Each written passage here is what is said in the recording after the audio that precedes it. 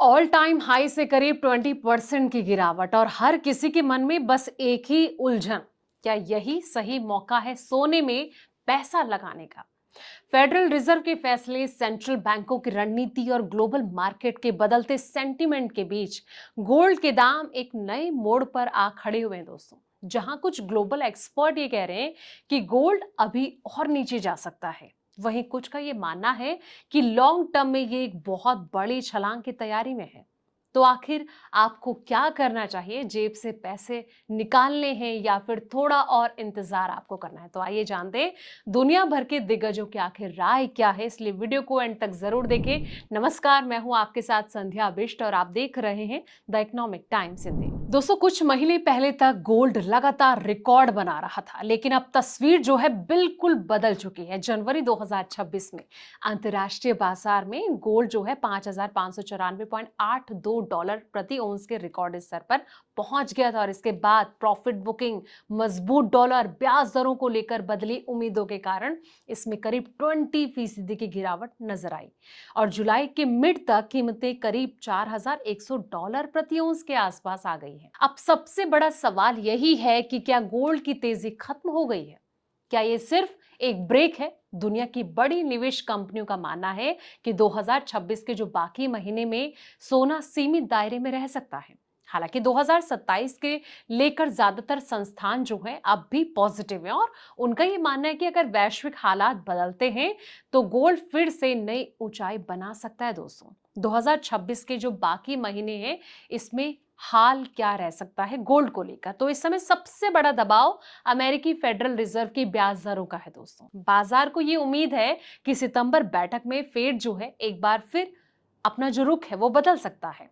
अब ऊंची ब्याज दरों का सीधा फायदा बॉन्ड और डॉलर को मिलता है, जबकि गोल्ड पर दबाव बढ़ जाता है क्योंकि इस पर कोई ब्याज नहीं मिलता और जुलाई में बाजार करीब 62% संभावना मान रहा था कि सितंबर में दरें जो हैं वो बढ़ सकती हैं।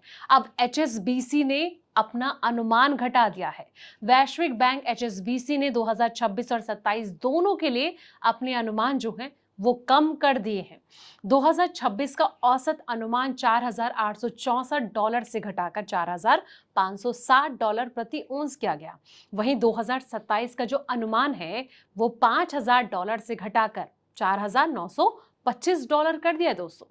अब बैंक का ये मानना है कि 2026 के जो बाकी महीने हैं इसमें गोल्ड 3,800 से करीब 4,700 डॉलर के दायरे में रह सकता है और साल के आखिर तक कीमत करीब जो है 4,750 डॉलर तक पहुंच सकता है। वहीं जेपी मॉर्गन अब भी बुलिश नजर आ रहे हैं। जेपी मॉर्गन की राय जो है थोड़ी अलग है। बैंक ये मान रहा है कि अगर ब्याज दरों का दबाव कम हुआ और वैश्विक अनिश्चितता बनी रही तो 2026 के आखिर तक गोल्ड 6,000 डॉलर और 2027 में 6,300 डॉलर प्रति औंस तक पहुंच सकता है। हालांकि बैंक ने यह भी कहा कि ये पूरी तरह वैश्विक हालात और फेड की नीति पर डिपेंड करेगा। अब सवाल ये आता है कि क्यों अब भी मजबूर है गोल्ड का आधार? एक्सपर्ट ये कह रहे हैं कि कुछ वजह ऐसी हैं जो कि लॉन्ग टर्म में गोल्ड को सपोर्ट देती रहेंगी।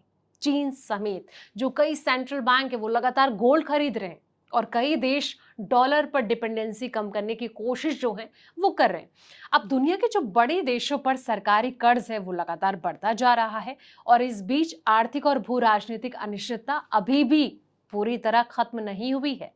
लगातार इसकी सुगबुगाहट भी चल रही है और इन तीन चीजों पर रखे सबसे ज्यादा नजर आने वाले महीने में गोल्ड की चाल तीन बड़े फैक्टर तय करने वाली है और वो फैक्टर कहीं ना कहीं फेड रेट कट होगा और साथ ही जो सेंट्रल बैंक की खरीदारी है इसको लेकर भी देखना ही होगा कि क्या रुख होता है। और ऐसे में जो वॉर वाली सिचुएशन है, अनिश्चितता का माहौल है, इसको लेकर क्या रुख बदलता है ये तो आने वाला वक्त बताएगा। लेकिन जिस तरीके से बैंक के द्वारा जो टारगेट्स दिए गए थे, बड़े टारगेट्स, अब वो लगातार घटते जा रहे हैं। इसको आप कैसे देख रहे हैं कि क्या गोल्ड जो है आने वाले वक्त में बहुत बड़ी करेक्शन इसमें आ सकती है? तो अपनी राय कमेंट बॉक्स में जरूर दें और साथ ही बताइए रिपोर्ट आपको कैसी लगी है। जाते जाते इसे लाइक करें, शेयर करें और चैनल को सब्सक्राइब करना ना भूलें। ऐसे पल पल के अपडेट्स के लिए आप देखते रहें द इकोनॉमिक टाइम्स हिंदी।